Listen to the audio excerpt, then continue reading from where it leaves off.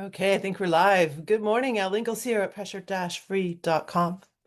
It is a Tuesday morning, and I was thinking of how growing up, gosh, really until pressure free, I would often cut all the tags out of my clothes. Anything around my neck, anything around my waistband. I just didn't like the feeling of tags. I would buy things that were tagless if I could. And because I just didn't like how it felt, like I was constantly annoyed by it. And over the years, I have really come to understand how sensitivities can be something that cause us to trigger the stress response, and we're not even really aware of it because a lot of our sensitivities are subconscious, and they're just so prevalent, if you will. Here are some of mine. I don't know if this is helpful, but if you're anything like me, you may have some of these. I am very sensitive to certain smells.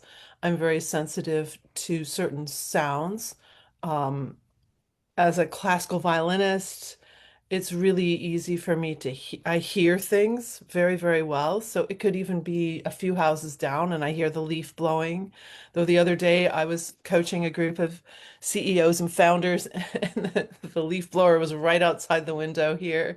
So I did put my headphones in and just chilled out my body so I wasn't tightening and reacting to that. And so that's one thing a lot of people don't know is that it's not just being angry or anxious that can cause you to trigger the stress response. It could be just a simple annoyance. So the sound of the leaf blowing was just this little annoyance. Many people wouldn't even notice it. I notice it, and it just kind of gets me a little peeved. So noticing those things, sounds, smells, even how things taste. Like if you have an overreaction to how something tastes, the when it comes to to seeing things, it could be clutter. Clutter is something that will often cause people to trigger the stress response and not be aware of it. Something out of place where you expect something to be. Um, Somebody leaves something on the floor and you trip over it. That could definitely trigger the stress response. Like there's a reaction, there's a physical happening and a reaction. And when you take the time to kind of debunk it all and notice, list it out, like, oh, these are things that cause me to be a little sensitive. I really don't like the smell of anything burning. And I know it goes back to childhood events. I think I've shared this before, but I will share it. So when I was about four, I believe I was around that age, four, I almost drowned and I almost burned the same day. So I had fought, it was a very cold, it was like a day like this, a cold spring day. And my parents had taken me and my middle sister with them to see some family friends. And they were camping on the Wild River on the border of Maine and New Hampshire. It's a beautiful river. Actually went there on my honeymoon. And that their campsite was up on a hill, and down below, here's this rushing river with the spring thaw. So it was very, very rough and beautiful, but rough. So my mother's holding my sister, and I'm walking down with her. My father starts walking out on the rocks, and my mother said, "Stay here. It's too dangerous today," because I would normally start walking out on the rocks into the river as well. And she turned just for a moment, and when she turned back, I was missing. I was gone. And I had started out after my father and slipped down into a whirlpool. And I still can remember him grabbing my ear and like grabbing my other arm. He grabbed my arm and my ear and pulled me out of the water. Now, my father's only brother drowned. So for me to be in that situation was, I'm sure, extremely stressful for my parents. And we were just up for the day, so we had no other clothes. I had to go in this tent, take all my clothes off, and get wrapped in a blanket from the car. And they sat me next to the wood fire out, the campfire. A little while later, I was quite close to the campfire, and the blanket caught on fire. So now I'm stop, drop, and rolling. I can't even imagine what that day was like for my parents. But But ever since then, like if something's burning, I don't even really like the smell of a campfire. My husband loves the smell of a campfire. So we also have some judgment around what people are sensitive about. But the more pressure-free I've become in these 16 years, the more I am not overreacting to these things.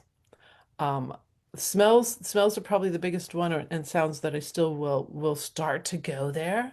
But I've learned how to use some tools, and my favorite tools for that are relaxing my belly, and sometimes I'll just run my hands down my thighs. I learned this from my body coach, Leela Veronica.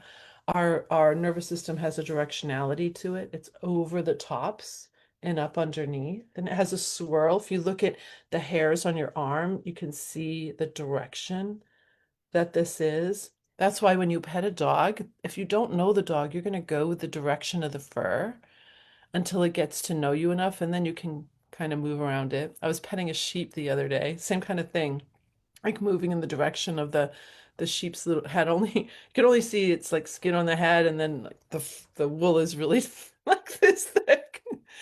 But it was so fun to kind of just get in there and pet the sheep.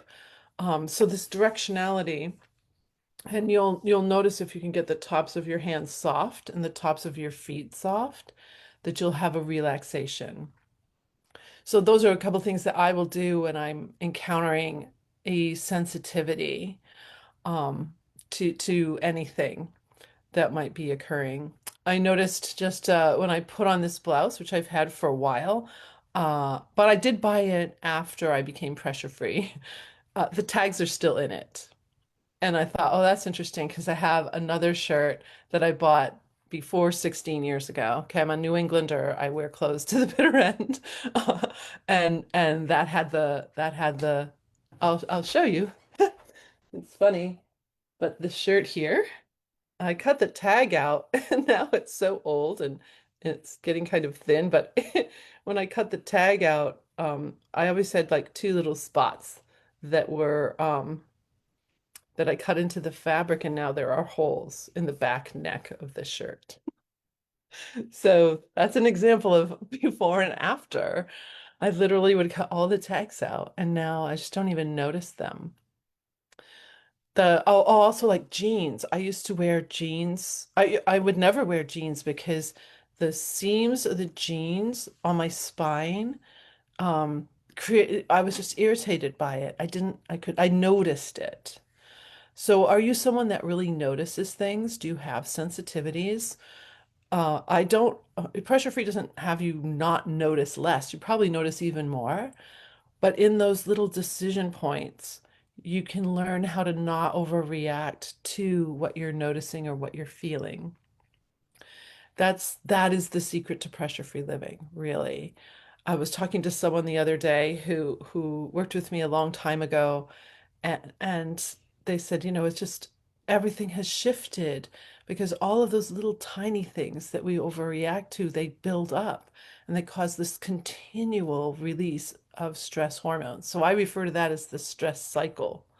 So the work we do here is break that stress cycle of hormone release, two floods of hormones. Everybody's talking about cortisol, but we need to talk about the first flood. I think it's because we're a very adrenalized society and we think adrenaline is good. A little adrenaline is good, but a lot of adrenaline kicks off the fight or flight stress response. And now you're going to have another flood of hormones called glucocorticoids, cortisol. So, two things going on here. If we can stop that first flood of hormones, all of that adrenaline going out, that's the key to not having an overabundance of catecholamines or cortisol. Like now our body cells get to stay in homeostasis. Now all our body processes get to work better. So that's what breaking the stress cycle means. Means you go an entire day and then you start stacking days without these overreactions to any sort of tensions, any sort of worries, or any sensitivities that you may have had for your whole life. I had those sensitivities for my whole life and probably will always have them, but not reacting to them is really the key. So if you have someone, someone who's very sensitive and you can be bullied about it. And I remember being really bullied by this one person about the fact that I wouldn't wear jeans very much. Like I just can't. Don't like how they feel. I made my own pants in high school. I did. I made all these slacks and all these dresses and everything because I just didn't want to wear those jeans and because of how they felt. So yeah, there's a lot of judgment sometimes around what are people's sensitivities. Like why do you care so much? Or, that doesn't bother me. Why does it bother you? And that's kind of the case about stress in general.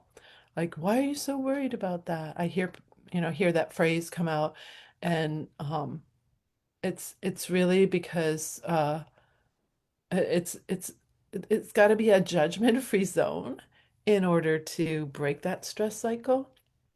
It's not that going to be any less, we see the worry, but if we can prevent overreacting and releasing these hormones, then we actually get to think about solution and we get to talk in a whole different way. Instead of being, just so charged up, we get to talk and get to solve. But so many of our conversations have a little adrenaline edge, have a little edge to them, or you feel like the person isn't even hearing you. Do you ever feel that too? Um, it's because it's hard to see and hear properly when we've triggered the stress response. So that's another whole conversation we can get into. But I hope this is helpful. Noticing sensitivities was really big for me because that gave me clues into what could possibly have me release too much of my catecholamines. And if I could prevent that, then that would be, that would just set me on the pressure-free path and help me elevate and help me heal. So I wish you a beautiful pressure-free day.